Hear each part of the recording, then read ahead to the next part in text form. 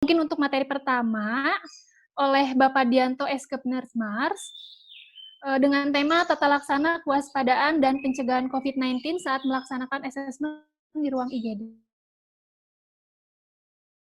Sebelum saya panggil Bapak Dianto, saya akan bacakan CV-nya terlebih dahulu. Mangga panitia untuk CV-nya.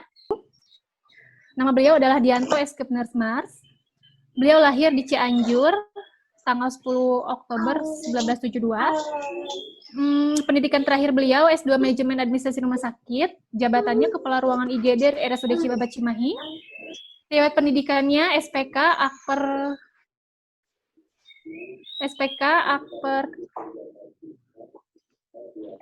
Budi Luhur Cimahi, Akper Pajajaran Bandung, Stikes Bakti Kencana Bandung, Stikes Budi Luhur Cimahi, dan S2 Unpas. Untuk pelatihannya sendiri beliau sangat banyak ya, mungkin banyak sekali PPGD on, terus pelatihan penanggulangan bencana alam, pelatihan customer service, dan sebagainya sangat banyak. Untuk riwayat pekerjaan sendiri, beliau merupakan staf IGD, staf dan CIOK, kepala ruangan medikal bedah, kepala ruangan ICU, kepala ruangan IGD, dan staf pengajar Stikes Budi Luhur Cimahi dan Stikes Jenderal Ahmad Yani. Untuk itu saya panggilkan kepada Bapak Dianto, saya persilahkan untuk menyampaikan materinya.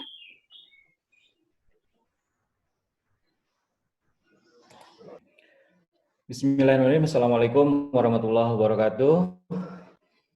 Selamat pagi, salam sejahtera buat semuanya. Yang terhormat Ketua Panitia dan jajarannya, yang terhormat pengurus Dewan Pembina dan pengurus Pemuda Peduli Kesehatan. Alhamdulillah pagi ini kita bisa bersilaturahmi, mudah-mudahan di dalam kondisi saum kita, saumnya menjadi saum yang mabrur ya bagi yang menjalankannya, dan bagi yang belum menjalankan semoga nanti bisa menamatkan saumnya. Oke teman-teman semua, hadirin yang saat ini tergabung di acara webinar, kita akan berdiskusi, mungkin saya dikasih waktunya tidak lama, ya, diskusi tentang penata laksanaan kegawat daruratan pasien COVID di Yankes di rumah sakit. Ya. Semua standar rumah sakit pasti menerapkan standar yang sama, tetapi dalam pelaksanaannya pasti akan ada perbedaan. Tergantung kemampuan dari fasilitas pelayanan tersebut. Kita di sini akan diskusikan ya, bagaimana standarnya atau berdasarkan panduan pedoman bagaimana penata laksanaan pasien-pasien dengan coronavirus ini ya, di fasilitas kesehatan. Tentunya yang akan kita diskusikan adalah standar. Tetapi kenyataan nanti kita akan bisa diaplikasikan di lapangan adalah disesuaikan dengan kemampuan fasilitas kesehatan tersebut. Oke teman-teman semua, mari kita, saya pertama-tama mengucapkan ya, selamat Hari Perawat Sedunia, walaupun beberapa waktu yang lalu sudah terlewat. Ya. Kemudian bagi tenaga kesehatan yang lainnya, ya, semoga kita tetap diberikan kesehatan, kemampuan dalam menjalankan tugas kita sebagai tenaga kesehatan, berkontribusi memberantas atau memutus mata rantai ya, pandemi ini, sehingga cepat selesai, cepat berakhir, ya, dan kita tetap diberikan keselamatan.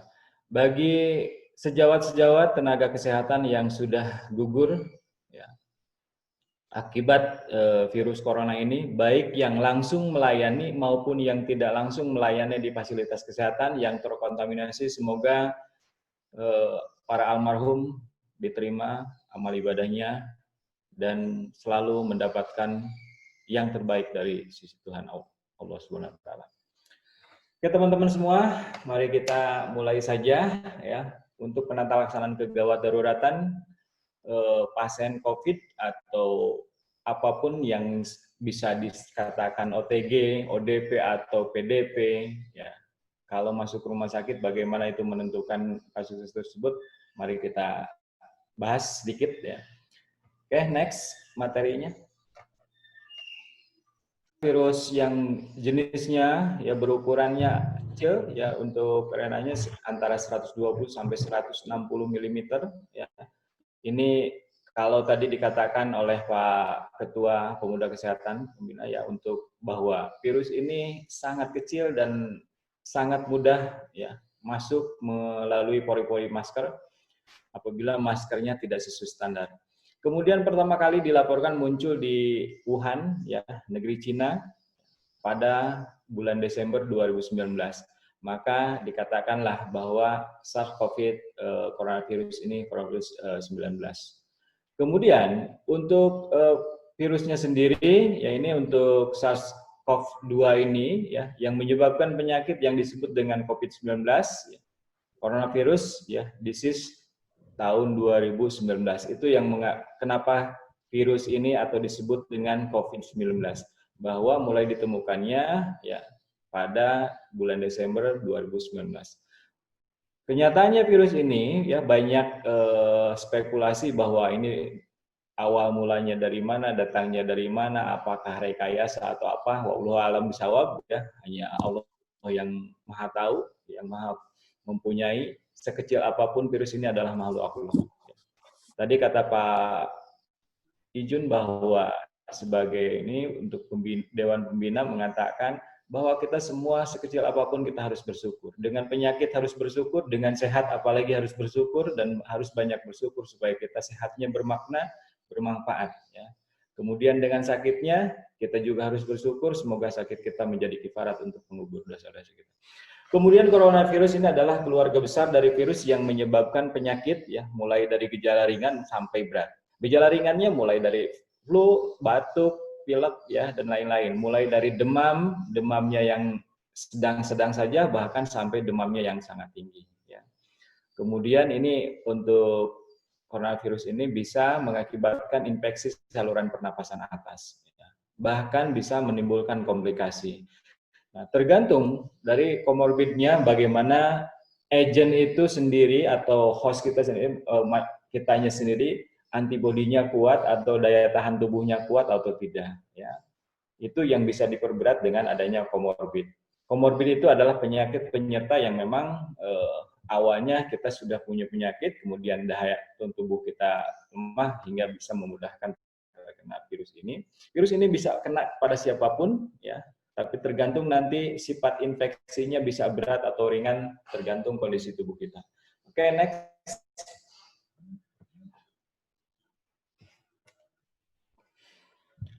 Kemudian untuk manajemen klinisnya, ya, kenapa kita harus dikatakan manajemen klinis? Karena untuk penata laksanaan klinis di rumah sakit kita pasti ini untuk standar, ya.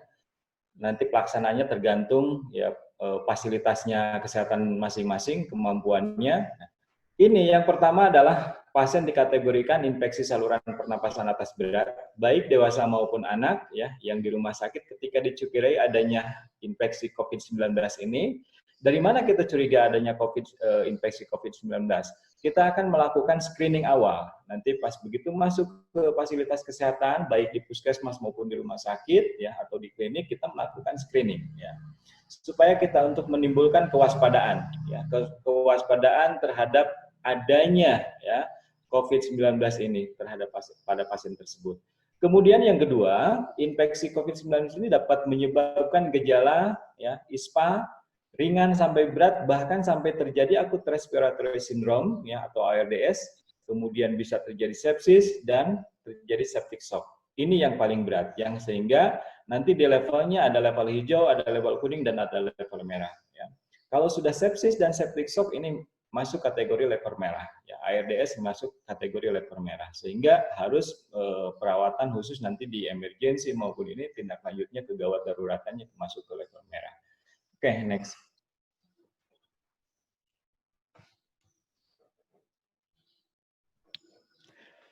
Kemudian, nah, pada era pandemi ini dikategorikan gawat darurat itu kan respon time-nya harus cepat, ya, harus cepat, harus respon, ya, harus segera. Tetapi dalam kondisi pandemi ini kita tidak ada istilah gawat darurat respon time dengan harus no limit, ya, time-nya harus segera. Kenapa? kita harus memberlakukan kewaspadaan diri yang tinggi ya terhadap kita tenaga kesehatan. Jangan sampai kita so berani tadi kalau kata Pak Ketua ini Pak Pembina Pak Izun, jangan sampai kita bekerja berbicara tanpa ilmu. Nah, maka dalam kondisi pandemi ini kita menghadapi sekarang fase-fase keganasan virus COVID ini, kita harus memberlakukan ya keamanan diri dengan yang pertama kita harus melakukan tadi selalu kita PHBS-nya hand hygiene ya. Hand hygiene baik menggunakan scrub atau menggunakan hand wash. Kita harus selalu ya kita menggunakan. Untuk apa? Untuk supaya jangan sampai mengkontaminasi ya tubuh kita, tubuh petugas kesehatan. Kemudian yang kedua adalah selalu kita harus melindungi ya, melindungi mata, melindungi hidung, kemudian melindungi mulut. Ya, untuk apa? Karena virus ini menular melalui membran-membran, mulai membran yang ada di hidung, membran ada di mulut, membran ada di mata. Sehingga apa? Kita harus betul-betul untuk menghadapi pasien ini safety banget ya. Kacamatanya harus dipakai atau goggles-nya harus dipakai, kemudian maskernya ya, maskernya minimal kalau di pelayanan kesehatan minimal surgical mask. Jangan sampai menggunakan masker kain. Tergantung nanti zonanya. Kita ada di level pelayanan yang mana? Level pelayanan 1, 2, 3 ya atau seterusnya. Ini kita tergantung menggunakan untuk pelindung diri. Untuk menggunakan menutupi mata berarti melindungi mata kita harus menggunakan goggle ya. Kemudian melindungi mulut dan hidung kita menggunakan masker. Maskernya pun harus berbagai tipe tergantung kita ada di pelayanan level mana. Kalau ada kita di pelayanan level emergency, level IGD, minimal maskernya surgical mask, kemudian minimal ditambah dengan N95 ya, ditambah lagi surgical mask. Jadi minimal maskernya 3. Kalau kita ingin safety ya. Karena menghadapi ya makanya tadi kata saya tidak ada kondisi situasi gawat darurat pada fase pandemi ini. Semuanya kita perlakukan adalah safety ya. Pasien harus selamat, petugas pun harus selamat ya. Kemudian berikutnya adalah selalu memberikan untuk keamanan pernapasan. Ini untuk respiratory hygiene-nya ya. Bagaimana cara batuk efektif, bagaimana cara ya kemudian batuk yang etika batuk ya. Jika ada kita kontak batuk berarti minimal kita batuknya harus tertutup ya, minimal pakai tisu, kalau nggak ada tisu pakai tangan ya. Bagaimana tata tertib batuk ya. Kemudian ada kita harus selalu menggunakan medical mask ya, untuk menggunakan masker kesehatan. Bisa masker kesehatan N95 ya, kemudian yang paling rendah minimal KN95. Walaupun memang barang-barang itu sangat sulit, sangat langka, ironis ya, karena pada saat pandemi barangnya sangat mahal dan susah dicari. Kalau mahal barangnya ada, mungkin tidak terlalu lunak salah. Tapi ini udah mahal, barangnya tidak ada. Ya, awal-awalnya ya, karena ketidaksiapan kita untuk mengantisipasi ini. Kenapa? Karena serentak seluruh dunia memerlukan bahan tersebut, sementara produknya terbatas, ya, sehingga awal-awal kita naik. Nah, akhir-akhir ini sekarang udah harganya udah kembali normal. Tetapi untuk masker N95 itu masih sulit dan masih mahal, ya. Tapi kalau surgical mask sudah banyak di pasaran dan harganya udah standar. Kemudian kita harus melakukan social distance, ya. Meminimalkan kontak untuk petugas kesehatan ini dengan pasien-pasien COVID, ya, baik di emergency maupun di ruang perawatan isolasi, ya, karena kita harus meminimalkan kontaknya, ya. Karena tadi alat APD kita sangat terbatas, kemudian kita harus betul-betul yang betul-betul perlu baru kita kontak dengan pasien, ya, performnya harus betul-betul, ya. Nah, ini untuk dengan pasien sendiri. Bagaimana dengan sosial kita di masyarakat? Ya, itu sesuai anjuran pemerintah, sesuai protokol kesehatan kita ikuti, ya, social distance-nya, ya. Bahkan sekarang dilarang mudik, ya. Bukan kita tidak sayang sama keluarga, tapi kita lebih sayang dengan keluarga dengan cara mencegah, ya, memutus mata rantai penularan ini. Ya. Mungkin bagi tenaga kesehatan seperti saya ini di emergency, ya. Mungkin karena udah bertahun-tahun kita bergelut dengan berbagai macam kuman, virus, yang antibodi kita udah kuat. Tapi belum tentu orang lain. yang tidak biasa kontak dengan penyakit, ya. Kita sudah kuat dengan kondisi seperti ini, tetapi orang lain belum tentu kuat. Nah, itu yang kita harus hindari. Tenaga kesehatan jangan, ya tadi, jangan bertindak tanpa ilmu, jangan bertindak tanpa pengetahuan, tanpa kita belajar. Kita harus betul-betul mempelajari bagaimana virus ini bermutasi. Bahkan udah beberapa kali mutasi virus ini. Yang terjadi di Amerika berbeda, ya, untuk hal gejala yang timbulnya. Yang terjadi di Asia, di Indonesia berbeda. Ini berarti mutasi. Mutasi gen itu sesuai dengan inangnya, sesuai dengan kitanya. Nah, ini makanya penting sekali bagi tenaga kesehatan ini, baik bidan maupun perawat, yang selalu kita pertama, ya, sebelum tenaga kesehatan yang lain itu berkontak langsung dengan pasien di rumah sakit, itu kan pasti, ya. Untuk pasien-pasien dengan ginekologi dan obstetrik ini pasti bidan yang pertama kontak. Kemudian untuk pasien-pasien yang umum, ya pasti perawat yang pertama kontak, ya, sebelum tenaga kesehatan lain. Kenapa? Karena perawat dan bidan itu pasti, ya, pasti ada di paling depan. Di emergency itu dari mulai screening area, kemudian masuk triase, ya, sampai ke pelayanan-pelayanan berikutnya itu sesuai levelnya pasti ada perawatnya. Kemudian untuk di poneknya, di kegawat daruratan kebidanan, pasti bidannya dulu sebelum dokternya. Nah ini, maka penting sekali bagi tenaga kesehatan ini untuk perlu waspada dan selalu menggunakan APD yang standar, ya. Kita bisa menuntut ke pemberi ke penyelenggara rumah sakit, manajemen harus menyediakan APD yang standar. Kalau tanpa APD yang standar kita, ya, minimalkan distancing, minimalkan kontak dengan pasien tersebut. Sehingga apa? Kita bisa terselamatkan. Ya. Banyak teman-teman kita yang sudah gugur, ya, itu banyak yang background-nya tidak selalu kontak langsung dengan pasien COVID. Tetapi ada di pelayanan rawat inap, ada di penunjang, itu menjadi korban gugur karena terkontaminasi atau terinfeksi pasien COVID, virus COVID ini. Ya. Tetapi kenapa bisa terjadi itu? Karena memang kewaspadaan dirinya tadi, APD-nya minimal banget, tidak menggunakan APD yang standar. Beda dengan di pelayanan-pelayanan khusus, yang seperti pelayanan isolasi, pasti sudah menggunakan APD yang standar. Maka dipilah, orang-orang yang ditempatkan di isolasi tersebut harus betul-betul, ya, dalam kondisi sehat, jangan mempunyai komorbid, ya, penyakit. Karena kita akan manajemen rumah sakit menseleksi, ya, sebelum menempatkan orang tersebut di layanan kesehatan atau di level-level tertentu untuk pasien-pasien COVID ini. Oke, next.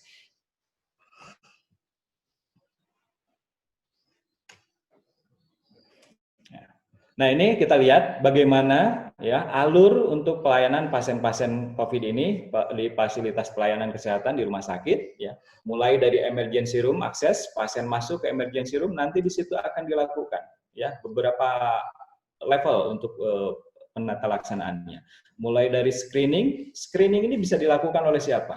Bisa dilakukan oleh security, bisa dilakukan kalau misalkan di rumah sakitnya ada tenaga POS, bisa dilakukan oleh POS yang memang sudah dibekali ilmunya, ya.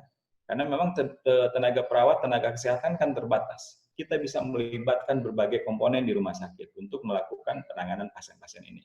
Yang pertama, screening bisa dilakukan oleh security. Begitu masuk pasien datang dari mobil, ya, turun atau datang sendiri masuk ke IGD atau masuk ke klinik, itu kita lakukan screening. Sehingga tidak sembarangan orang bisa masuk keluar masuk ke area pelayanan. Kalau di area screening sudah lolos, ini tidak ada indikasi untuk kontak COVID, baru masuk ke triage, ya. Triage officer nanti di situ siapa? Ada perawatnya, ada dokternya. Kita lakukan masuk ke emergency access. Kalau nanti terdeteksi ada pasien-pasien COVID, berarti kita harus masuk inspeksi posiba atau artinya ke area screening COVID, ya. Khusus ruangannya juga terpisah. Jadi tidak bisa disatukan dengan pasien-pasien umum. Untuk pasien COVID ruangannya tersendiri, nanti alur pasiennya juga tersendiri, penanganannya khusus dan lain-lain.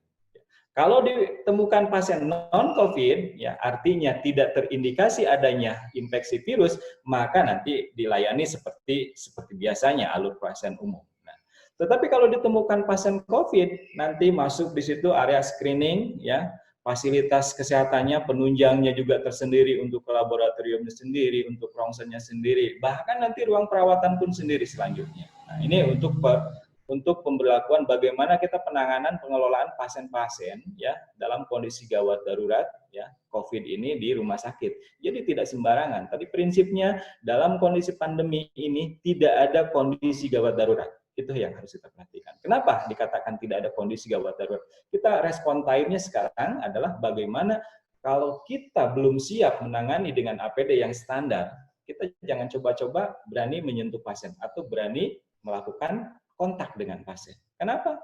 Ya, sifatnya pasien itu kan pertama ya penularannya adalah melalui droplet. Kemudian sekarang muncul ke sini berkembang dengan mutasi gennya dengan aerosol melalui udara. Nah, ini sifatnya. Jadi kita harus betul-betul hati-hati untuk pasien ini ya. Bukan tidak boleh menangani gawat darurat, boleh. Tapi kitanya tenaga kesehatannya harus betul-betul udah siap dengan APD-nya, dengan mentalnya ya.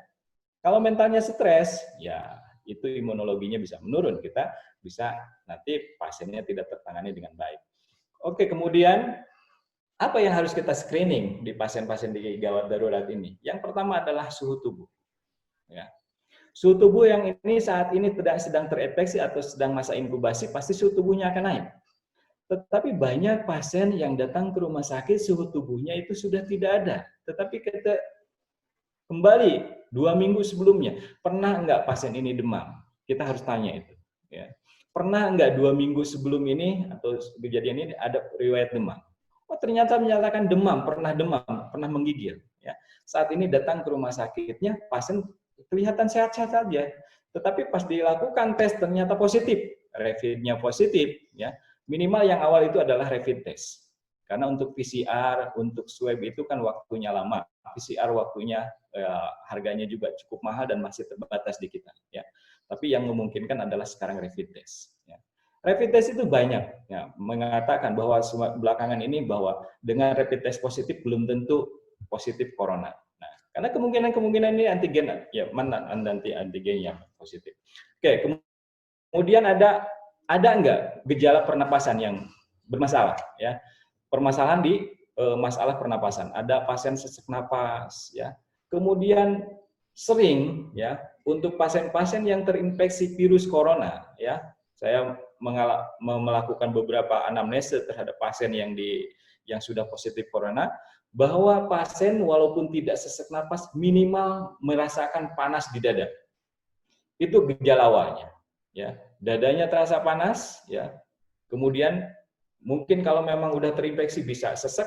Sesek itu karena timbul akibat adanya sekret, ya, pengeluaran akibat infeksi virus sekret, ya. Dan sekretnya pun berbeda. Sekret infeksi bakteri dengan sekret infeksi virus, ya. Kalau yang membedakan infeksi bakteri, sekretnya berwarna agak kekuning-kuningan. Tapi kalau sekret yang terinfeksi virus itu adalah bening, tapi lengket. Ini yang harus kita waspadai, bagaimana kita menganamnesa pertama kali pada saat kita melakukan screening. Ya.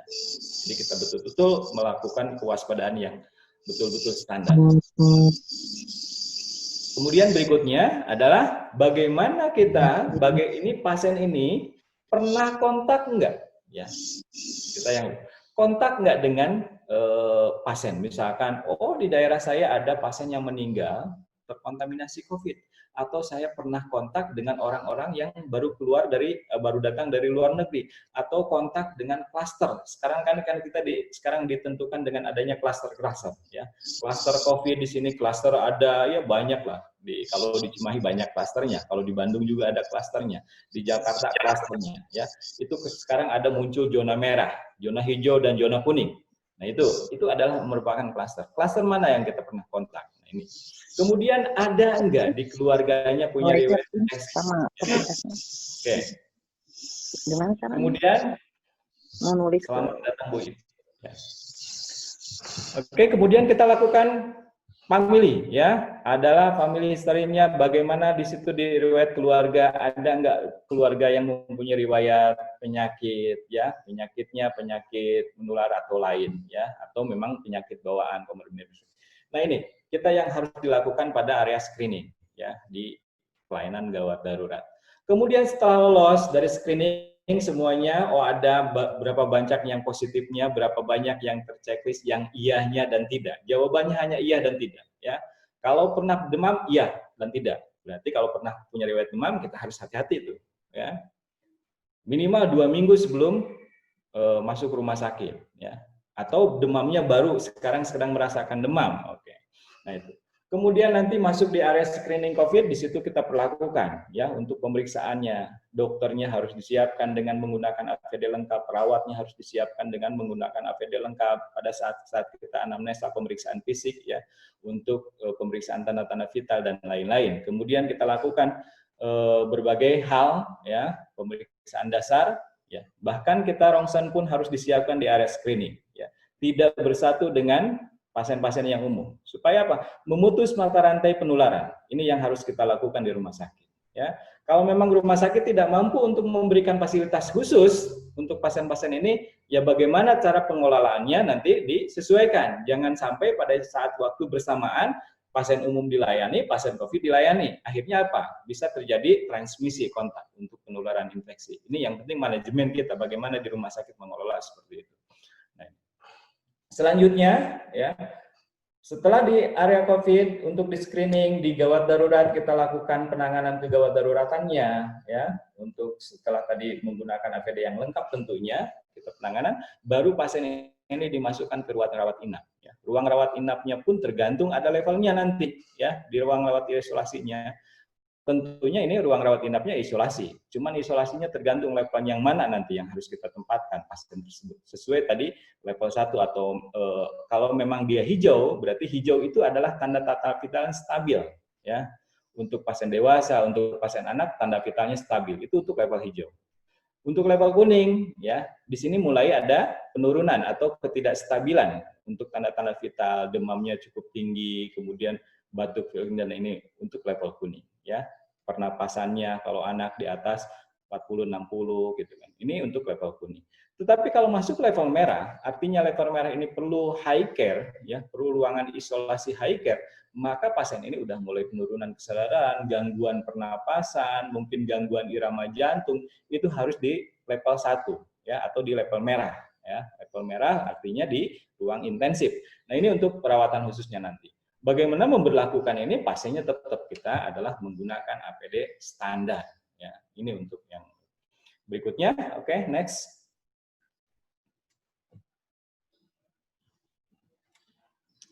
Oke, nah ini adalah cara screening cepat untuk penata laksanaan pasien-pasien COVID yang datang ke rumah sakit. Yang pertama adalah kita buat formatnya. Formatnya udah standar, ada di panduannya, ada di pedoman untuk penanganan pasien-pasien COVID yang dikeluarkan Kementerian Kesehatan. Itu udah standar nasional. Ya. Udah standar nasional, udah baku, ya. Siapapun dimanapun kita melakukan screening itu.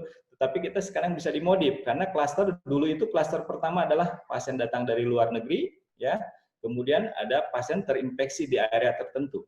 Tetapi sekarang karena penyebaran virus ini udah merata hampir di seluruh daerah, maka dilakukanlah sekarang ada PSBB ya, untuk lockdown dan lain-lain. Itu adalah untuk salah satu mata rantai. Jadi artinya klaster tersebut sekarang sudah tidak berlaku lagi. Tetapi minimal yang harus ditekankan adalah pernah punya riwayat kontak enggak? Pernah bepergian ke daerah-daerah zona merah atau tidak ya. Kemudian ada tadi keluhan-keluhan, ada batuk dan lain-lain, ada pernah demam ya, sakit tenggorokan, kemudian yang pasti sekarang bedanya ya, semua saya pernah melakukan anamnesa terhadap beberapa pasien yang memang sudah positif ya, swabnya positif, kemudian rapidnya positif, bahwa ada perubahan rasa kecap ya, perubahan rasa. Jadi biasanya bisa merasakan yang asin, yang manis, tapi pada pasien COVID ini ada perubahan rasanya berbeda gitu.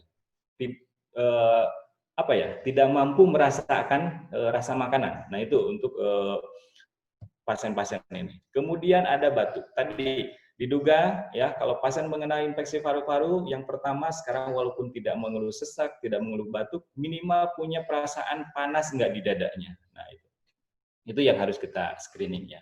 Oke, ini form screeningnya udah standar ya, tinggal di copy, diaplikasikan. Bagaimana ini hasil screening cepatnya positif atau tidak, pasiennya ISPA ya, kemudian pasiennya demam, bila asan dikonsulkan. Nanti penanganannya dokter IGD atau ini dokter DPJP-nya akan menentukan ya, semuanya DPJP nanti karena di rumah sakit tergantung kebijakan rumah sakit ya. Kalau di rumah sakit saya, ya, yang nanti yang menentukan adalah kita kolaborasi dengan DVJP, ya, dokter penanggung jawab pasien tersebut, bahwa pasien ini, oh ini masuk level kuning, berarti masuk area. Karena saya gambarnya adalah punya beberapa tahap, ya, ada isolasi hijau, isolasi kuning, dan isolasi merah, ya. Ada 30 tempat tidur itu kurang lebih isolasinya levelnya berbeda-beda, ya. Itu untuk nanti penanganan selanjutnya. Oke, next.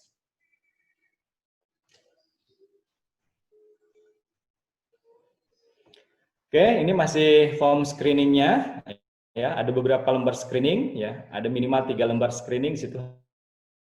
Jangan lupa siapa yang melakukan screening, ya. Berarti kita bubuhkan tanda tangan dan nama jelas, ya. Hingga jelas, ya. Jangan sampai ini screening asal-asalan, ya. Jadi screeningnya harus betul-betul, ya. Kita harus fix, ya. Harus terlatih bagaimana melakukan screening ini. Jangan sampai pasien lolos, ya. Artinya kalau kita pasien lolos dari screening karena screeningnya asal-asalan, pasien loloslah masuk ke ruang dalam di pelayanan gawat darurat atau di rumah sakit sampai masuk ke rawat inap yang umum. Yang akhirnya apa? Itu semua akan terkontaminasi semua. Yang rugi siapa? Ya, yang rugi pasti pasien kita tertular, petugas juga yang tadinya tidak siap tertular. Nah, ini kemungkinan petugas-petugas yang memang tidak ditempatkan di ruang isolasi, tetapi kenapa bisa tertular? Ya, bisa tertular pasien-pasien COVID ini kalau di layanan rumah sakit. Kemungkinan ini pada saat kita melakukan screening tidak betul-betul melakukan screening dengan bagus. Ya. Sehingga apa? Pasien bisa lolos mungkin dirawat di ruang perawatan umum, ya, atau di layanan emergensi umum, bukan emergensi COVID. Ya, kalau emergensi COVID kan perlakuannya khusus, tapi emergensi umum seperti biasa kita standarnya untuk pelayanan ini. Ya. Nah, ini penting sekali kita melakukan screening awal. Bagaimana kita melakukan screening awal supaya memutus mata rantai penyebaran virus ini. Ya. Ini yang harus diberlakukan di pasien case, ya, screeningnya. Maka tidak sembarangan. Kalau dulu pasien datang dari kendaraan atau datang sendiri, itu masuk itu emergency itu respon time jangan kurang, ya, jangan lebih dari 5 menit. Itu respon time standar, itu standar nasional. Harus langsung dilayani. Tapi sekarang tidak berlaku itu untuk yang respon time itu. Kenapa? Kita mau perawat aja, petugas harus menggunakan APD itu minimal memasang APD tidak cukup 10 menit. Ya. Makanya kalau APD-nya tidak siap, ya, kita masih APD-nya asal-asalan, ya resiko kita jadi korban. Ya. Kita mau jadi pahlawan, ya, tapi pahlawannya jadi korban, bukan pahlawan yang selamat. Ya. Tinggal pilih. Nanti mau jadi pahlawan yang selamat atau pahlawan yang jadi korban, itu tinggal pilih, terserah tenaga kesehatan mau pilih yang mana. Tetapi diharapkan tenaga kesehatan terlindungi keamanannya, terlindungi kesehatannya, ya, dengan menggunakan APD yang standar, ya, melakukan screening yang bagus, itu yang terpenting. Ya. Oke, next slide berikutnya.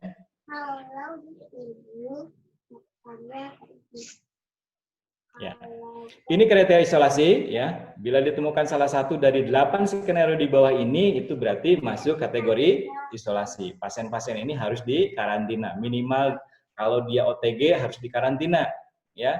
Kalau dia PDP, ODP dengan gejala, masuk harus dirawat. Minimal kalau gejalanya tadi tidak mengganggu proses hemodinamik atau perubahan hemodinamik, maka dia di isolasinya level hijau. Tapi kalau ada perubahan hemodinamik, ya, respiratory rate-nya meningkat, maka dia dirawat di isolasi level kuning. Ya.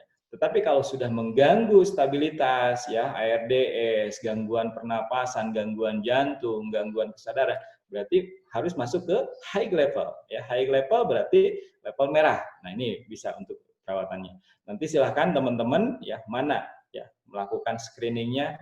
Ada nggak 8 kategori ini memenuhi semua? Berarti kalau terpenuhi semua, ya, ini harus masuk level-level isolasinya. Ini untuk level. Ini yang disebut dengan emergency scoring warning systemnya untuk pasien-pasien PDP ini. Bagaimana kita memberlakukan kewaspadaan, ya. Perawatan yang ringan, isolasi dari rumah sakit, sedang, rawat darurat, berat, dan rumah sakit rujukan. Ini bisa dilakukan. Kalau pasien-pasien OTG, ya, OTG itu adalah orang-orang yang betul-betul terkonfirmasi COVID, ya, tetapi dia tidak menimbulkan gejala pada dirinya sendiri, ya. artinya dia kuat, sudah kebal dengan virusnya, ya, tetapi dia sangat rentan menyebarkan, mengkontaminasi kepada orang lain, ya. Karena ini yang paling berbahaya, ya. Yang berbahaya itu adalah OTG. Kalau yang sakit pasti di rumah sakit sudah diisolasi, nggak akan menyebarkan ke yang lain-lain, ya. Tetapi kalau yang OTG berkeliaran di mana-mana, pengen mudik, pengen jalan-jalan ke pasar, pengen belanja baju dan lain, kalau sekarang lihat di TV pasarnya kayak pasar tumpah, ya. Itu adalah resiko. Kalau di situ ada satu aja yang OTG, ya, berarti berapa banyak nanti setelah Lebaran yang dirawat di rumah sakit. Ya. Mungkin rumah sakit akan kewalahan. Tapi kita berdoa semoga tidak terjadi seperti itu, ya. Orang masyarakat Indonesia sehat semua, virusnya diangkat sama Allah SWT, ya, sehingga tidak ada lagi virus yang mematikan, ya. Walaupun masih ada virusnya tapi tidak mematikan, ya. Gitu. Oke, next.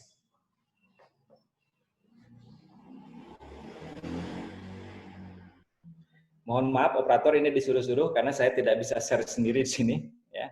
Oke. Kemudian kita pasien-pasien ini, ya, harus betul-betul dokumen mediknya dilengkapi. Dokumen untuk masuk ruang rawat inap, dokumen untuk pasien-pasien pemulangan itu berarti harus kita lengkap semua, ya. Tidak sembarangan karena masuk siapa sih yang mau di karantina, ya. Karantina di rumah sakit, ya. Artinya tidak boleh dikunjungi, tidak boleh ditunggui, ya. Kemudian hanya bertemu dokter dan perawat saja, ya, makanan mungkin juga terbatas. Ini yang harus kita betul-betul inform konsennya betul kita siapkan, ya. Kemudian begitupun pasien pulang dari rumah sakit, inform konsennya harus jelas, ya. Ini inform konsennya pemulangan harus diisi saat pasien ini dengan apa? Dengan OTG, ODP atau yang akan dipulangkan ini. Artinya gejalanya, ya, dia tidak ada di rumah sakit tetapi virusnya masih ada di dalam tubuhnya. Ya, itu berarti pasien OTG, ya. Artinya harus melanjutkan karantina di rumah. Artinya harus diisolasi mandiri di rumah, ya, gitu. Tidak diisolasi di rumah sakit. Karena di rumah sakit adalah khusus untuk orang-orang yang sakit, ya. Walaupun memang dia terinfeksi, tapi tidak menimbulkan gejala yang menyebabkan gangguan di fisiknya. Berarti ya cukup diisolasi mandiri seperti kita pilek biasa, ya nggak usah dirawat lah, pilek kan biaya rumah sakit tinggi dan lain-lain. Nanti habis untuk pelayanan, ya. Tetapi ya begitulah keadaan kita, ya, tergantung kebijakannya, kebijakan pemerintah daerahnya, ya. Ada yang OTG harus dirawat di rumah sakit, ya, yang PDP-nya berkeliaran di luar, ada juga seperti itu, ya. Maka kita kewaspadaan terhadap tenaga kesehatan ini betul-betul supaya tenaga kesehatan terlindungi, ya, dengan baik, gunakan APD yang standar, ya, kita bertindak dengan ilmu, kita bertindak dengan pemahaman, kita bertindak dengan hati nurani, ya. Hati nurani penting sekali, ya, untuk menangani pasien ini. Kalau mental kita tidak siap, selengkap apapun APD kita tidak akan berani, ya. APD-nya udah disiapkan, tapi mentalnya nggak siap, ya sama aja, ya. Berarti kita APD-nya harus siap, mental kita harus siap sebagai tenaga kesehatan. Kenapa? Sekarang tenaga kesehatan adalah garda terdepan untuk pengelolaan pasien-pasien COVID ini. Ya, masyarakat adalah garda terdepan untuk memutus mata rantai. Ya. Jadi kalau masyarakatnya tidak care, ya, mata rantainya terus menyebar, ya, tidak mampu mengisolasi diri, tidak mampu melakukan social distancing, ya kita tenaga kesehatan tinggal siap-siap saja menerima pasien-pasien yang banyak, ya, mungkin rumah sakit kita di Indonesia ini cukup terbatas, kapasitasnya juga terbatas, masyarakat kita Indonesia ini lebih dari sekian ratus juta, ya, itu tinggal siap-siap ya. Tapi mudah-mudahan itu tidak sampai terjadi. Oke, next.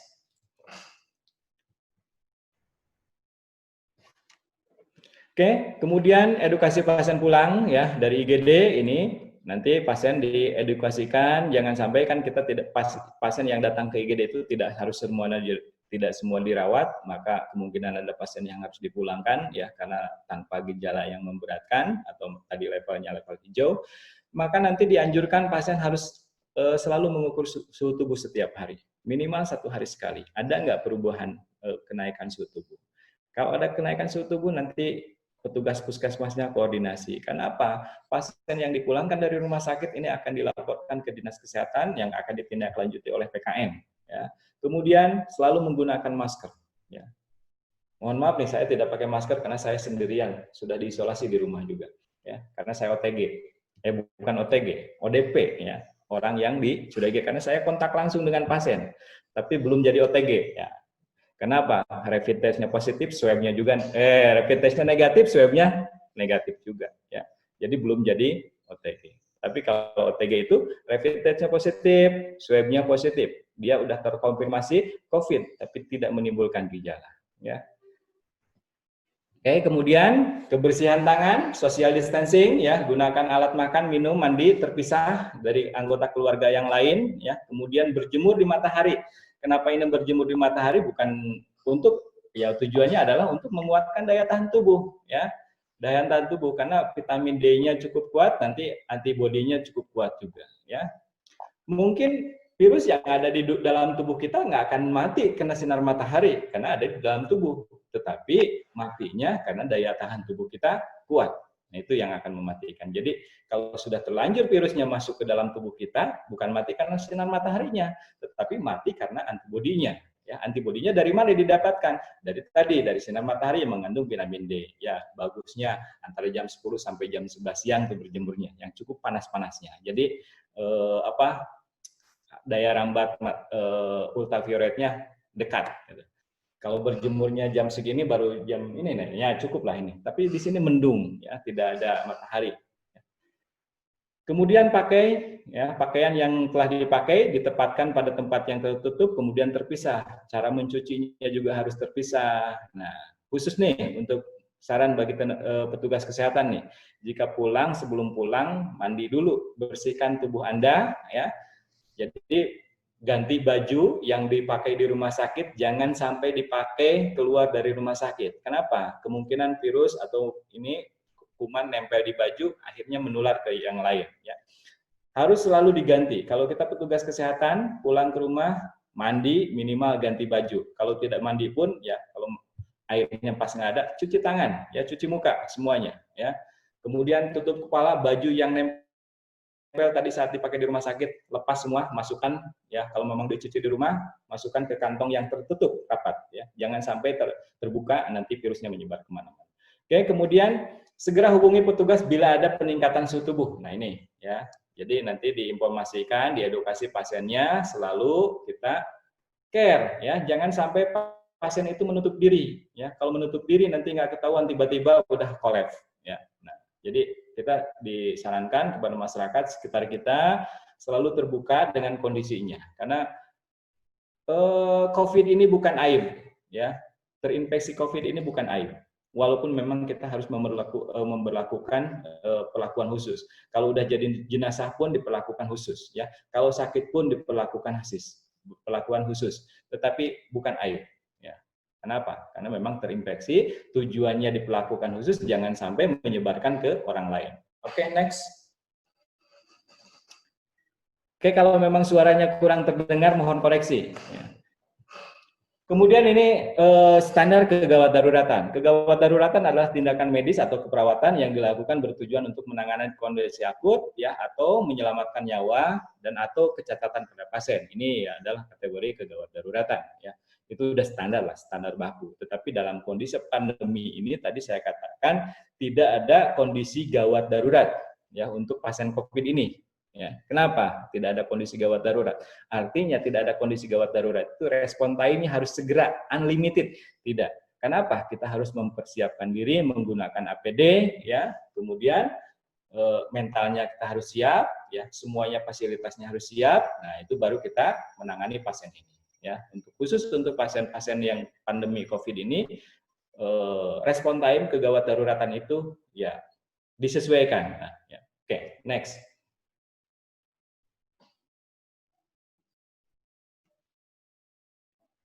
Oke, nah ini ya untuk klinisnya, gambaran klinis ya atau manifestasi klinis pada pasien-pasien COVID ini ya. Yang sudah ini pasien dengan gejala non spesifik seperti demam, batuk, nyeri tenggorokan, itu berarti kita curiga ya masih abu-abu lah, masih abu-abu apakah COVID atau infeksi biasa. Nah ini ya. Jadi kita harus betul-betul yang unkomplikasi ini uncomplicated ini adalah nyeri tenggorokan, hidung tersumbat, malaise, ya, kemudian sakit kepala, nyeri otot, ya, perlu waspada usia lanjut. Ya. Kenapa? Usia lanjut itu kan komorbidnya cukup, ya, misalkan ya udah ada DM-nya, udah ada hipertensinya, gitu. Yaitu komorbid itu penting, ya.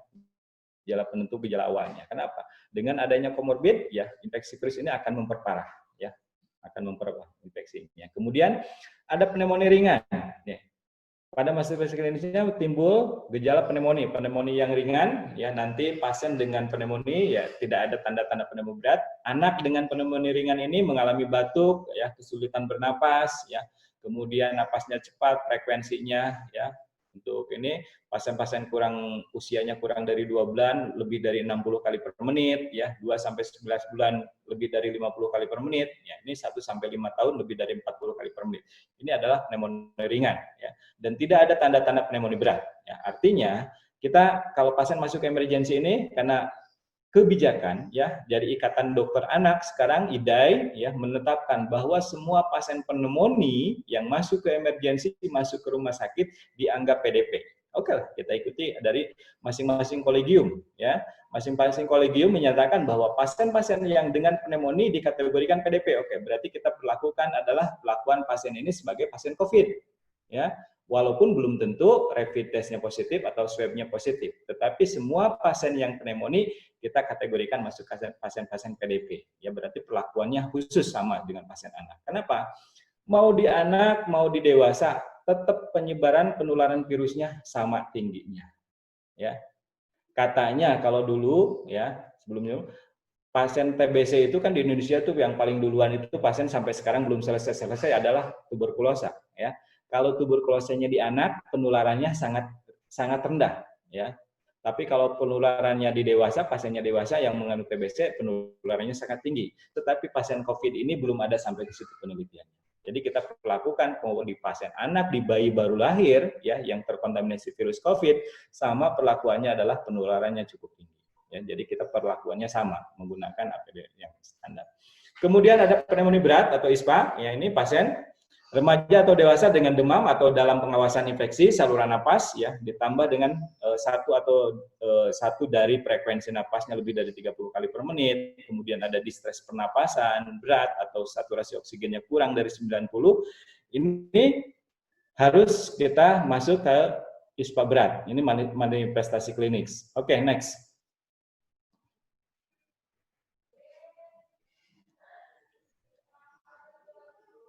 Punten Bapak, waktunya 10 menit lagi, ya. Ini pasien anak dengan batuk atau kesulitan bernapas, ya. Kemudian penjagaannya di sini ada saturasinya, sianosis, ya. Kemudian SPO-nya kurang dari 90, ada distres pernapasan tadi, pernapasannya frekuensinya lebih dari 60 kali per menit untuk usia kurang dari 2 bulan, ya. 2 sampai 11 bulan 50 kali per menit dan 1 tahun ke atas ini lebih dari 40 kali per menit untuk pasien-pasien dengan pneumonia berat, ya. Dan ini kalau jika sudah terjadi infeksi COVID-nya sudah menimbulkan pneumonia berat dan menimbulkan acute respiratory distress, ya, nanti yang bikin paru-parunya kolap, bikin alveolinya kolap karena terinfeksi virus tersebut, ya, kemudian sekresi membran, mukosanya berlebihan, sekretnya kental hingga susah dikeluarkan. Nah, ini akan menimbulkan gangguan pernapasan, ya. Pernapasannya menjadi distress, menjadi ARES. Nah, ini pasien-pasien ini penting perlu lakukan intubasi, CT scan dan lain-lain, ya. Oke, untuk perawatannya di zona merah. Oke, masuk next berikutnya.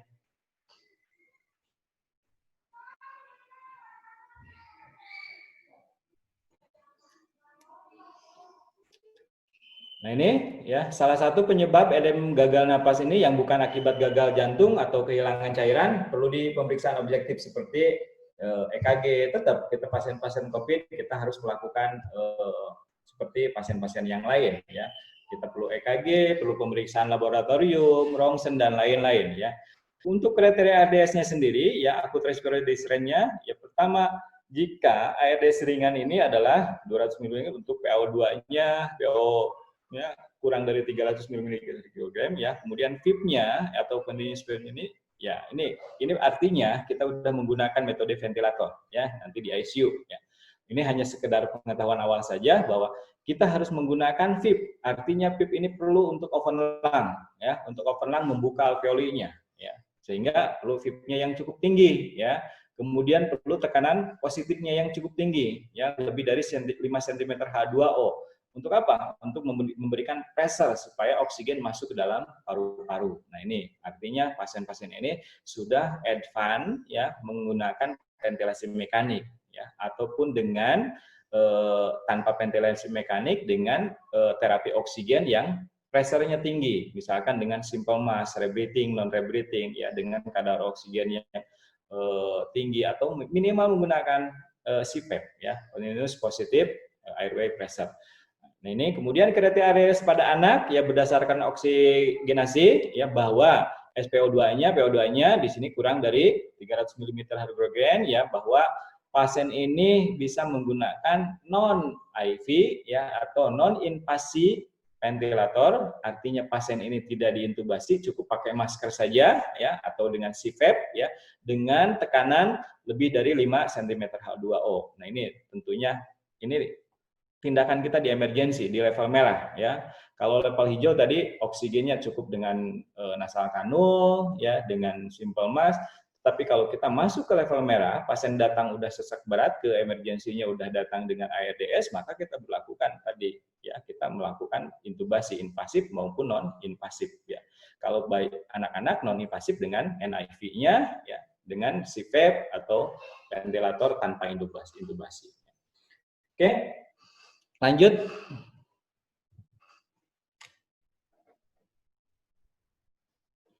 Bapak punten waktunya 8 menit lagi ya. Oke, mudah-mudahan selesai, siap ya. Kalau tidak selesai nanti dibaca aja materinya ya. Yang penting intinya bahwa kita penggunaan pasien-pasien di emergensi itu tidak sembarangan. Tadi bertindak pun kita harus dengan ilmunya, bertindak harus dengan kewaspadaan yang cukup tinggi. Ya, terima kasih Ibu Eni, selamat bergabung. Mohon maaf saya duluan, Bu. Oke. Kemudian untuk pasien sepsis, ya pasien sepsis dewasa ini diskusi organ, artinya pasien yang datang, ya karena tadi masyarakat kita ini kan kadang-kadang kurang care dengan kesehatannya sendiri. Kalau belum parah-parah banget, nggak datang ke rumah sakit, nggak datang ke fasilitas ya layanan kesehatan. Kalau sudah tidak bisa bangun, baru datang, perlu orang kesehatan, perlu tenaga kesehatan. Tapi kalau masih bisa bangun, ya udahlah, masih bisa ke sawah, masih bisa ke kebun. Nah, ini yang terjadi di kita. Datang ke rumah sakit itu adalah dengan kondisi parah, ya infeksinya sudah lama, sudah timbul sepsis, sudah hingga berat. Ya. Ini keterlambatan ini yang sangat tinggi menimbulkan angka kematian. Jadi datang dengan komorbid, kemudian datang masuk ke rumah sakit dengan kondisi yang sangat parah. Ini yang tinggi angka kematiannya. Ya. Jadi sepsis ini perlu, jadi ada organ yang sudah disfungsi. Kemudian ada shock septic, ya shock septic ini jadi akibat dari sepsis ini pasien hingga menimbulkan shock, gangguan hemodinamiknya yang sangat severe, ketika sangat tinggi. Ini pasien-pasien dewasa mulai hipotensi, kemudian saturasinya, kesadarannya udah sangat menurun, ya mungkin GCS-nya juga udah rendah. Pasien-pasien anak di sini pasien-pasien dengan yang di bawah normal usia bahwa dapat 2-3 gejala atau tanda untuk multiple organ failure, ya gangguan ginjalnya, gangguan jantungnya, kemudian secara susunan saraf pusatnya, kesadarannya. Nah, ini pasien-pasien ini perlu diwaspadai dan ini masuk level merah, ya. Level merah itu diresusitasi atau ICU-nya masuk ke ICU COVID, ya. Bahwa ICU COVID itu perlu tekanan negatif, ya.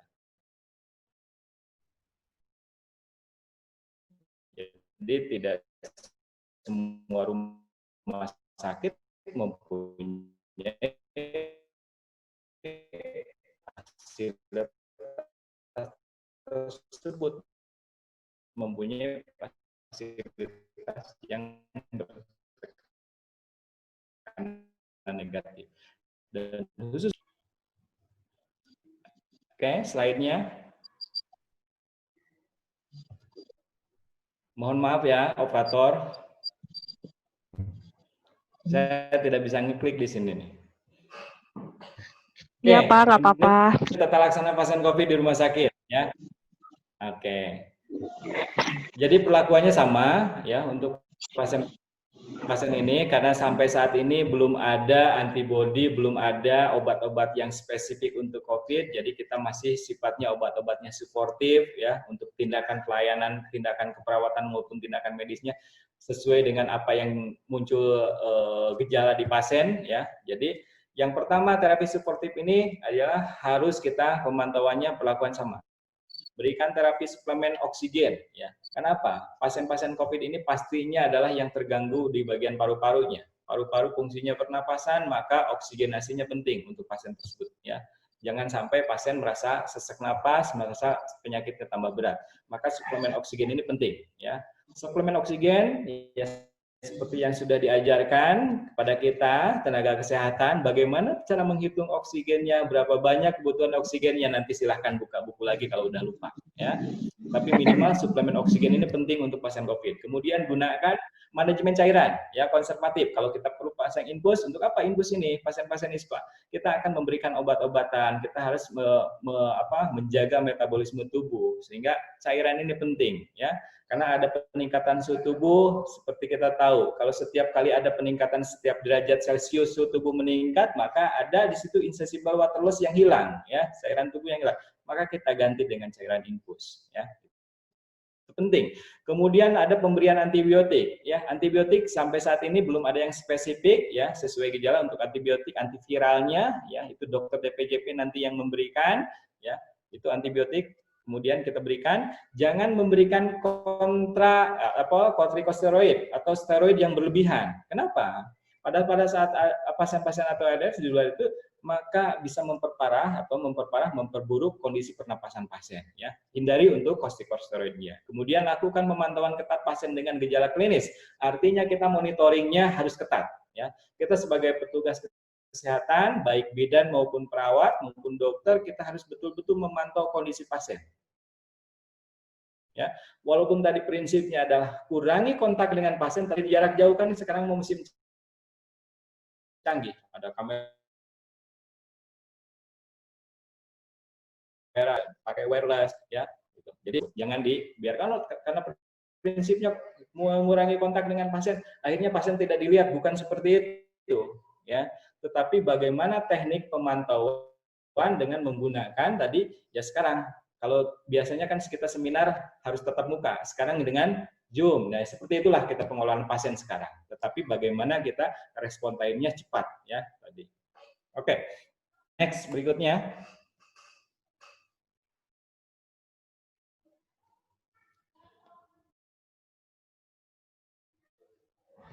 Oke, slide berikutnya. Agak macet ya. Oke, kemudian ada pengumpulan spesimen untuk diagnosis laboratorium. Jadi di IGD kita ambil sampel darahnya, kita kalau perlu di swab ya, kalau ada fasilitas atau PCR. Kita maksud gitu untuk spesimen. Kemudian ada next balik lagi kelewat satu ya.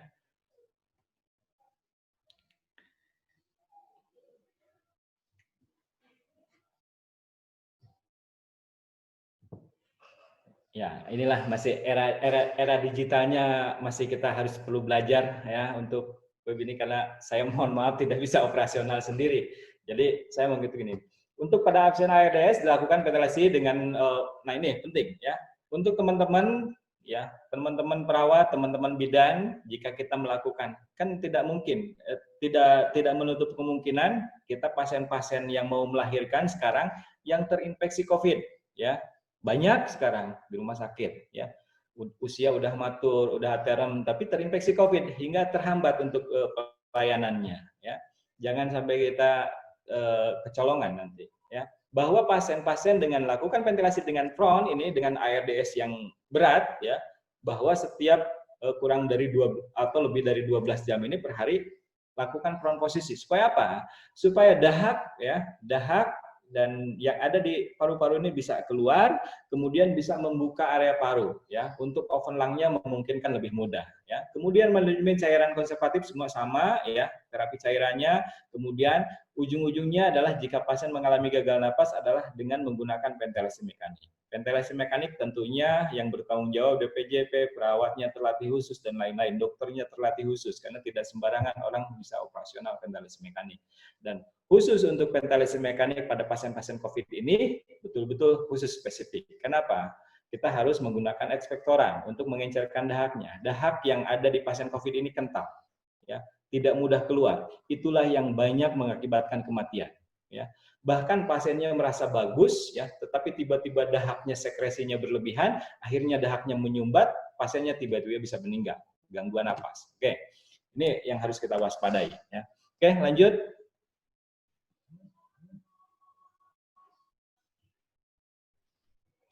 Oke, manajemen shock ya sama dengan prinsip pada pasien-pasien umumnya adalah kenali tanda shocknya, apakah ini tanda shock septik atau shock tadi karena hemoragik atau nggak mungkin kalau pasien COVID hemoragik, pasti kemungkinan adalah cardiogenic shock ya atau septic shock ya. Oke. Kemudian ini lakukan resusitasi cairan ya untuk pasien dewasa bisa dimulai dengan 30 ml per kilogram ya isotonik, nanti bisa isotonik tidak membantu bisa nanti digunakan cairan tonik ya atau koloid ya yang bisa bertahan lebih lama di dalam pembuluh darah. Karena apa? Menggunakan pasien-pasien cairan isotonik ini bisa berakibat fatal juga ya. Jangan sampai pasien menjadi udim ya. Akhirnya apa? Gagal jantung, gagal napas. Kemudian kita jangan menggunakan kristaloid atau hipotonik ya. Jangan sampai terlalu tinggi ya. Contohnya cairan gelatin dan lain-lain. Ya.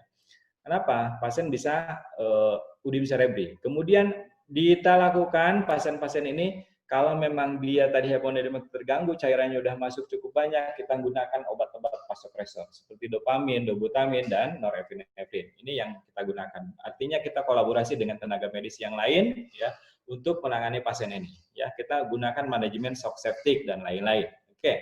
Next berikutnya. 1 menit, 2 menit lagi. Ya. Oke, slide berikutnya. Oke, nah ini tadi vasopresor saya sudah sampaikan bahwa kita gunakan vasopresor untuk pasien-pasien dengan shock septic. Ya, vasopresor itu kita yang penting ya MAP-nya targetnya adalah di atas 65.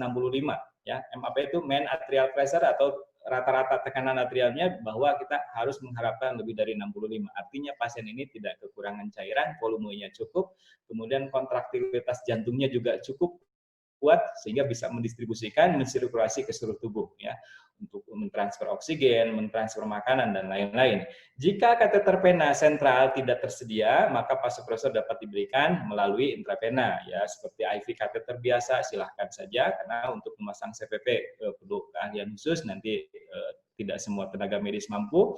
Kemudian pertimbangan pemberian obat inotropik ya seperti dobutamin ya ini jika pasien-pasiennya keadaan memburuk ya dobutamin kita berikan setelah pasien tensinya stabil kontraktilitasnya bagus kita untuk meningkatkan kontraktilitas jantung artinya syaratnya MAP-nya harus tercapai dulu tadi. Oke, berikutnya ini nanti manajemen untuk intensifnya kita mungkin kalau perlu kita bahas tersendiri lah ya. Oke, kemudian ini ya hindari tadi karena kita harus menggunakan invasif ya protokol invasif hati-hati kita harus hati-hati terhadap komplikasi yang muncul akibat tindakan kita ya ini yang pertama adalah mengurangi lamanya hari penggunaan ventilasi mekanik ya berarti jangan sampai ventilasi mekanik ini berlebihan berlama-lama ya artinya secepat mungkin pasien itu udah bisa napas spontan udah bisa napas kembali ya.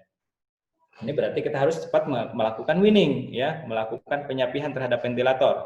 Kita lakukan weaning, ya, sesuai kemampuan pasien, ya. Tapi kalau belum mampu di weaning, pasien dikembalikan bertahan semak. Tapi artinya, ya, infeksinya tadi harus kita tangani dengan baik. Kemudian mengurangi terjadinya VAP, infeksi pneumonia akibat pemasangan ventilator yang terlalu lama. Di sini kita harus melakukan perawatan intubasi, pertahanan pasien dalam posisi yang semi recumbent dan lain-lain. Berarti pengaturan posisi pasien kita harus selalu dikelola, gunakan sistem closed suction, artinya jangan menggunakan suction terbuka, kita menggunakan closed suction ya. Alat-alat ini untuk pasien COVID ini cukup mahal ya. Kita menggunakan APD aja standar, satu kali ganti kita satu kali pakai itu tidak cukup 500.000 untuk APD standar ya. Maka satu hari 5 kali ganti bisa dibayangkan, makanya bisa sampai 9 juta per hari pasien COVID untuk perawatannya. Ya. Karena cukup mahal APD-nya. Oke. Kemudian berikutnya, next. Ya. Nah ini mengurangi terjadinya tromboemboli, ya. Gunakan obat-obat propilaksis, ya, atau molekuler. Di sini gunakan heparin, ya, bisa, ya, supaya apa? Jangan sampai terjadi clotting, ya, karena pemberian obat-obat lain bisa tromboemboli, ya. Kemudian mengurangi terjadinya infeksi terkait kateter, ya. Untuk bloodstream-nya gunakan, ya. Jadi kita kalau misalkan terjadi phlebitis, ya kita pemantauan, ya. Berapa lama sih kita menggunakan IV kateter ya? IV kateter itu kan maksimal 3 hari ya, 72 jam. Berarti sudah lebih dari 72 jam kita harus ganti. Jangan sampai nunggu merah, nunggu infeksi baru kita ganti ya. Itu pemasangan. Checklist IV untuk pemasangan IV kateter. Jadi monitoring untuk infeksi nosokomialnya nanti mungkin pemateri selanjutnya akan membahas bagaimana kita untuk penanganan infeksi nosokomial pada pasien-pasien COVID ini ya. Kemudian mengurangi terjadinya ulkus karena tekanan, terlalu tekan. Berarti kita harus melakukan mobilisasi fisik ya supaya jangan terjadi dekubitus dan lain-lain. Oke, itu saja. Lanjut next berikutnya. Mudah-mudahan ini slide terakhir. Ya. Oke, mengurangi terjadinya stres ulcer ya menggunakan obat-obat untuk lambung ya. Bisa itu. Kemudian mengurangi terjadinya kelemahan akibat perawatan ICU yang terlalu lama, yaitu untuk standarnya mobilisasi fisik, kita latihan fisik pasien itu sudah diajarkan untuk di standar asuhan perawatan dan lain-lain. Bagaimana kita melakukan teknik mobilisasi. Oke, next berikutnya.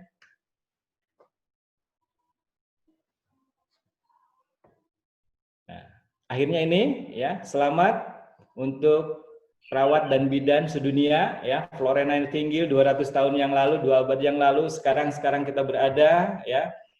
Kita peringati ya dalam kondisi yang cukup memprihatinkan, pandemi ya.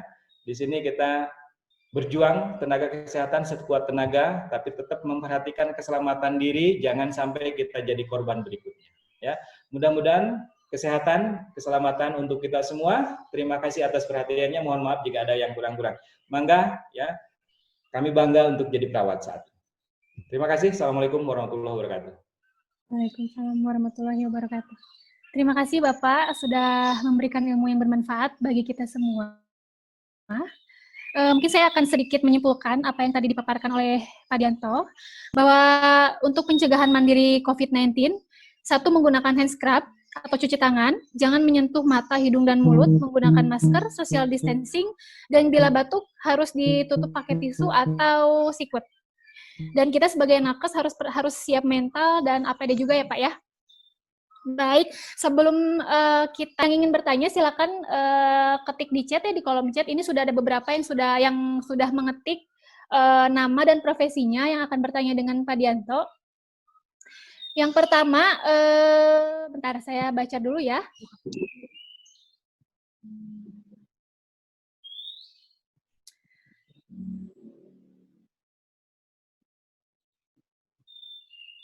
Ada dari Teh Mahalani, profesinya bidan. Teh Mahalani, bisa dibuka dulu mute-nya? Assalamualaikum Teh Mahalani. Halo, Assalamualaikum. Waalaikumsalam. Iya. Teteh. Ya, silakan Teh. Mau Ya, nanya mangga apa Teh? Tanya langsung Teh ke Bapak Dianto, mangga. Iya, assalamualaikum warahmatullahi wabarakatuh. Di sini saya Bidan Mahalani. Waalaikumsalam warahmatullahi wabarakatuh. Waalaikumsalam. Di sini kan banyak, ada di Lampung juga sih di sini. Kalau corona ini jatuhnya dia tuh nggak ada gejala sama sekali. Tapi semenjak tes pertama negatif, tes kedua negatif, pas ketiganya positif tanpa gejala dia. Apa ciri-cirinya dia nggak demam, nggak batuk, nggak pilek, tapi matanya merah. Apa itu mempengaruhi besar ya? Ya. Boleh? Mau langsung dijawab atau mau dikumpulkan dulu? Mangga Bapak langsung dijawab saja. Langsung dijawab ya. Mangga. Ya tadi. Oke, terima kasih Bu, Teh Melani yang di Lampung, selamat bergabung ya. Ini karena seluruh Indonesia sekarang sudah terpapar virus corona ini ya. Jadi makanya kita harus melakukan social distancing yang begitu ketat, tahan untuk ke pasar umum ya, tahan untuk ke supermarket ya, kalau tanpa mempersiapkan diri. Oke, tapi tadi kita bahas OTG ya. Tadi yang dikatakan Teh Melani ini adalah OTG ya, orang tanpa gejala, tapi udah dinyatakan positif terkonfirmasi COVID. Ya, artinya pasien-pasien ini OTG. Bagi dirinya sendiri tidak merasakan gejala, bahkan mempunyai kekebalan terhadap dirinya sendiri. Tetapi bagi orang lain dia akan sangat mudah, sangat tinggi menularkan terhadap orang lain. Ya. Tadi dikatakan di matanya skleranya merah, betul ya. Virus ini tidak melalui hidung, tidak melalui mulut, tapi dia kontak dengan sklera matanya, dengan membran matanya. Makanya mata yang terkena.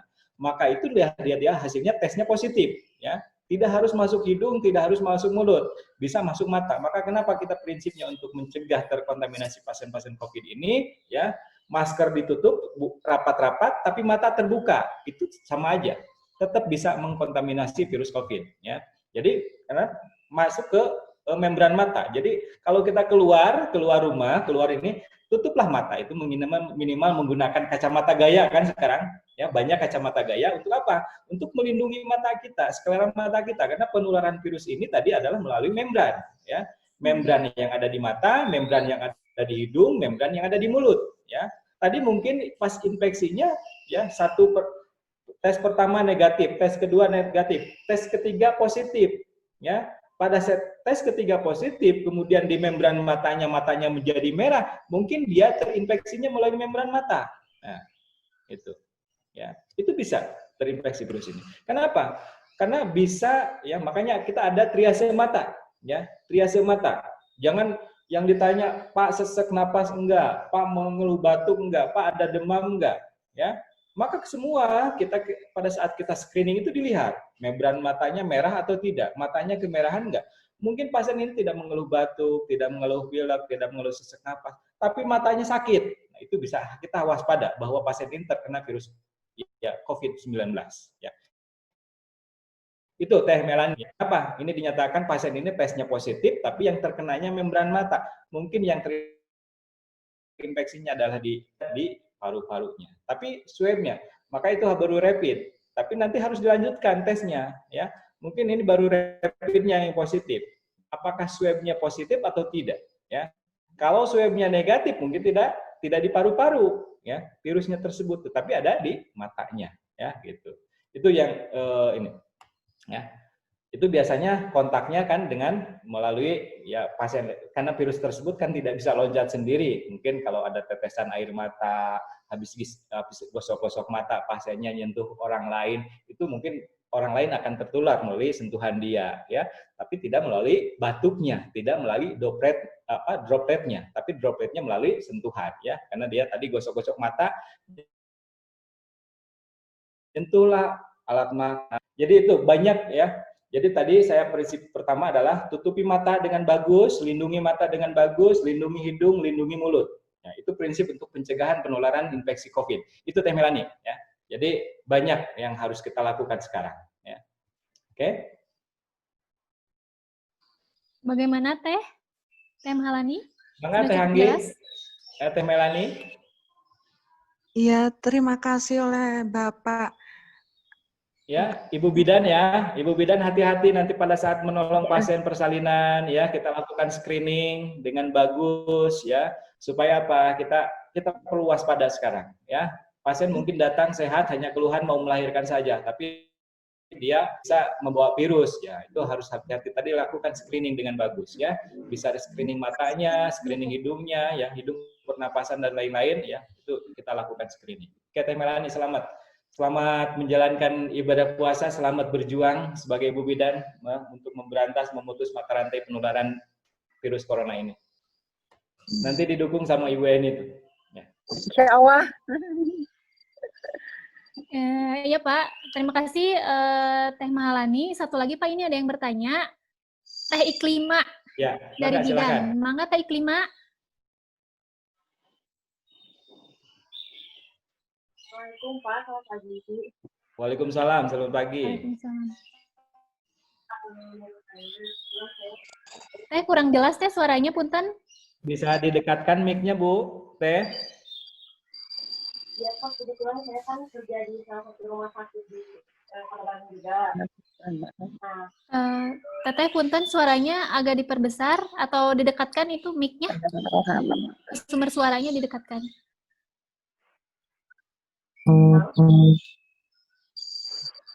bentar Teh. Nah, itu udah mulai gede tuh suaranya. Iya. Oh, Pak. Ya Pak, saya mau bertanya, apakah betul kalau penularan itu bisa terjadi secara vertikal dari ibu hamil kepada bayi yang dikandungnya?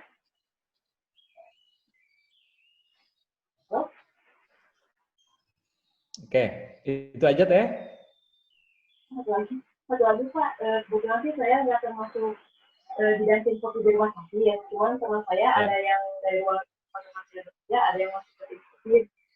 Nah, kebetulan kan kalau pasien-pasien kebidanan itu suka nggak bisa terduga ya Pak ya, kadang ada yang lahir mau datang itu udah mau lengkap, terus sedangkan memang sekarang kan dari dokter objek dia udah harus periksa sama review dulu, terus hasil itu nggak sebentar, jadi tiba-tiba ibunya mau melahirkan, tapi memang karena tidak sedikit pasien juga yang memilih untuk berbohong karena takut tidak dilayani seperti apa ya Pak ya, jadi tetap menjaga, dokternya malah jadi disuruh tolong aja di bangsal isolasi gitu, bangsal COVID, sedangkan memang hasil si ronsen sama itu belum keluar gitu kan.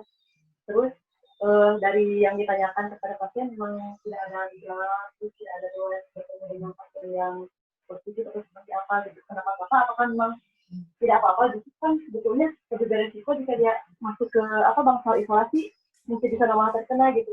Kenapa nggak ditolong aja? Ya, soalnya klien seperti ini udah 2 kali kita tes juga, pasiennya juga terbuka juga gitu. Oke, ada lagi Teh? Udah dulu Pak. Udah itu aja Pak, mangga. Udah dulu. Ya, saya langsung jawab aja Bu Anggi ya. Mangga. Oke. Untuk yang pertama tadi ya, bahwa memang untuk pasien-pasien ini ya, penularan secara vertikal ya dari ibu ke bayi di dalam kandungan ya, sampai saat ini belum ada penelitiannya Teh ya. Sampai saat ini belum ada yang menyatakan seperti itu, tapi penularan untuk virus-virus corona ini adalah melalui droplet ya, melalui airborne, aerosol ya. Mungkin ya pasien bayi belum tentu dia mengandung virus ya, karena punya antibodi sendiri, ada pelindungan khusus lah untuk bayi ya. Jadi sampai saat ini apakah ibunya positif corona, bayinya juga langsung positif ya, itu belum tentu ya. Tetapi kemungkinan bisa tertular mulai tadi droplet ya. Droplet, misalkan ibunya ingin menyusui, ingin menyentuh, ya itu resiko tertularnya sangat tinggi ya. Tetapi bayi yang dikandung ya, bayi yang dikandung belum tentu tertular secara vertikal ya. Itu yang artinya bahwa memang kita ya untuk penularan secara vertikal dari ibu ke bayi langsung memang sampai saat ini belum bisa dibuktikan, tapi itu bisa juga, bisa kemungkinan ya. Bisa memungkinkan ya, mungkin nanti saya akan cari jawaban, nanti disimpan aja kontaknya Teh. Nanti kalau saya temukan bahwa memang ada penularan secara vertikal, nanti akan saya lakukan. Kemudian berikutnya ya, pertanyaan kedua nih, untuk perlakuan ibu hamil ya yang melahirkan ya, kan pada saat kita screening pasien itu kemungkinan berbohongnya tinggi saat ini karena ingin dilayani secara cepat ya. Kalau diberlakukan untuk pasien-pasien COVID kan perlakuannya khusus, ya, takut dikucilkan. Itu adalah image untuk masyarakat kita, ya, takut dikucilkan. Maka salah satu caranya adalah kita tenaga kesehatan adalah menggunakan kewaspadaan, ya, kewaspadaan yang tinggi, ya. Pada saat kita melakukan pertolongan di ruang bersalin menggunakan APD yang cukup, ya, cukup. APD yang cukup, bukan artinya tidak harus standar untuk pelayanan COVID, tapi kita menggunakan APD, minimal masker, ya, tutup kacamata goggle kan itu sudah standar APD-nya untuk pelayanan di pelayanan PK, ya, untuk melahirkan partus dan lain-lain. Maka pada saat kita pasien ini terduga PDP, hasil screening walaupun dia tidak mengakui, tidak ada gejala, tapi kita menduga dia PDP, kita tempatkan di isolasi nggak jadi masalah, ya. Cuman isolasinya hati-hati, ya, hati-hati. Jangan disatukan yang sudah kontak positif. Artinya ada pasiennya isolasinya berjajar ada 3 bed misalkan, ya. Kemudian ada pasien satu udah positif tuh COVID, jangan disatukan. Berarti isolasinya adalah isolasi ruangan tersendiri, pasien itu sendiri aja. Jangan disatukan dengan pasien yang lain untuk isolasi PDP-nya. Sampai betul-betul pasien tersebut terkonfirmasi dia positif COVID atau tidak. Nah, itu untuk perlakuan untuk PDP. Nggak jadi masalah, karena memang sekarang kita harus waspada. Kita ada inform konsennya. Ibu sekarang kita karena dicurigai ada PDP, ada kontak, ada punya riwayat ini, ibu sekarang harus diisolasi, ya, isolasi mandiri sampai ada hasil pemeriksaan yang menentukan bahwa betul-betul dia sudah terkonfirmasi COVID, ya. Nanti kalau sudah terkonfirmasi COVID, oh ternyata dia positif, baru boleh disatukan dengan pasien yang lain. Misalkan, ya, yang sama-sama positif, nggak masalah, ya. Kemudian, tapi kalau dia hasilnya negatif, ya, sudah di ruang isolasi, ya jangan tetap di situ, ya. Misalkan rapidnya negatif, swab-nya negatif, ya jangan tetap di isolasi, pindahkanlah ke ruangan yang biasa, karena dia akan sudah terbebas dari infeksi COVID. Jadi stigmanya jangan sampai, oh udah mentang-mentang udah dimasukin isolasi, ya udah diisolasi sampai selesai, enggak. Jadi pindahkan isolasi jadi isolasi mandiri siapa. Nah itu untuk tekniknya nggak masalah pasien PDP, ya walaupun belum terkonfirmasi kita masukkan ke ruang isolasi nggak masalah. Tapi inform konsennya harus jelas, ya inform konsennya harus jelas. Tapi minimal tadi dari dari checklistnya, ya ada salah satu dari 8 itu item kategori yang memang terpenuhi, ya kita mencurigai bahwa pasien ini adalah pasien terkontaminasi virus COVID, ya. Tapi nanti dibuktikan, jangan sampai diisolasi tapi tidak ditindaklanjuti, tidak ada pemeriksaan, tidak ada lain untuk mengkonfirmasi COVID-nya, jangan, harus dilakukan dikonfirmasi, ya. Misalkan sekarang tes rapid, ya 2 kali berturut-turut, satu hari pertama swab, ya hari keduanya swab. Itu nanti menyatakan swab 2 kalinya udah negatif, berarti pasien ini bisa dipindahkan ke ruangan biasa.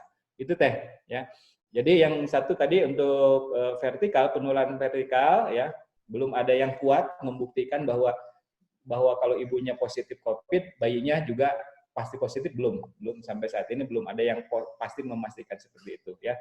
Memang saya pernah baca ada yang menyimpulkan seperti itu, tapi penelitiannya belum bisa ya mungkin saya belum baca. Nanti saya akan cari tahu dulu. Oke, terima kasih Teh. Ya, Kak. Bagaimana Teh? Iklimah sudah jelas? Ya, saya udah jelas. Oke, baik. Mungkin untuk sesi Jangan pertama. ragu-ragu kalau mau mengisolasi pasien, yang penting inform konsennya jelas, ya. Yang penting tenaga pasien yang lain aman, tenaga kesehatannya juga aman, bagi pasiennya sendiri aman, ya. Jadi tidak ada yang salah untuk mengisolasi. Ya, Kak. Ya baik, terima kasih Bapak Dianto. Mungkin untuk sesi pertama kita akhiri karena kita akan masuk lanjut ke sesi kedua. Sebelum masuk ke sesi kedua,